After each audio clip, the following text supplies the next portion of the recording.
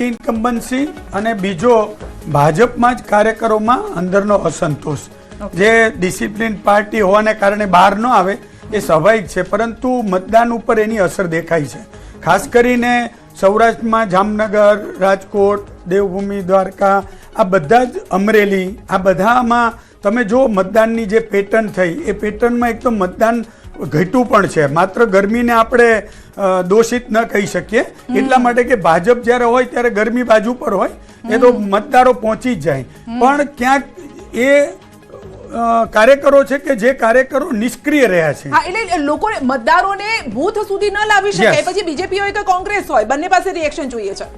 પરિણામોમાં સ્પષ્ટપણે દેખાઈ રહ્યું છે કે પરિણામ કઈ તરફ જઈ રહ્યું છે. ગુજરાતની જનતાએ ભારતીય જનતા પાર્ટીને આશીર્વાદ આપે છે અને ભાજપા ક્લીન સ્વીપ કરી રહી છે. વલણ છે ને, આ તો બેલેટ પેપર છે. અમને સંપૂર્ણ વિશ્વાસ છે બેન. આ ટ્રેન્ડ આપ જોઈ શકો છો ન્યૂઝ 18 ની સ્ક્રીન પર કે ભારતીય જનતા પાર્ટી વિજય તરફ આગળ વધી રહી છે અને ગુજરાતની જનતાએ સિદ્ધ કર્યું છે કે ગુજરાતમાં ભાજપા પ્રત્યેની એન્ટી ઇન્કમ્બન્સી નહીં, પ્રો ઇન્કમ્બન્સી છે.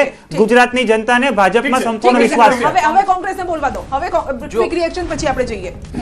જો આ ચૂંટણીના પરિણામોની જે શરૂઆત થઈ છે એ અત્યારે હજી આ શરૂઆત ચાલી રહી છે. આગામી જેમ જેમ સમય જશે 10-11 વાગ્યા સુધીમાં તમારો આ ચૂંટણીના જે પરિણામોનું પિક્ચર છે ક્લિયર થશે. જે રીતે અમે ગુજરાતની અંદર જે કાંઈ પણ ઉમેદવારોની સાથે ચાલ્યા એની અંદર હું ફરીથી કહેવા માંગુ છું કે અમે લોકશાહીને સાક્ષીએ અને સંપૂર્ણ ગુજરાતની અંદર ન હિંસા કે ન કોઈ પણ દુર્વ્યવહારની સાથે અમે ચૂંટણીની અંદર ચૂંટણી પ્રક્રિયાઓમાં લડ્યા છીએ કે ના કોઈ સામ દામ દંડ ભેદની પ્રવૃત્તિ. અપડેટ મળી રહી છે ઝોન વાઇઝ. જો અપડેટ જોઈએ તો ઝોન વાઇઝ ની અંદર જે જાણકારી છે તે પ્રમાણે મહાનગરપાલિકામાં 40 બેઠકો પર છે, 72 બેઠકો આ બદલાતી રહેશે. તુરંત સૌરાષ્ટ્રની સમાચાર આવી રહ્યા છે. નગરપાલિકામાં પણ બોલતા અહીંયા આંકડા ચેન્જ થઈ રહ્યા છે, એટલે સમજી શકો છો કેટલું ક્વિક અમે અપડેટ આપને આપી રહ્યા છે. મહાનગરપાલિકાની અત્યારે વાત કરી રહ્યા છે, ઝોન વાઇઝ વાત કરીએ.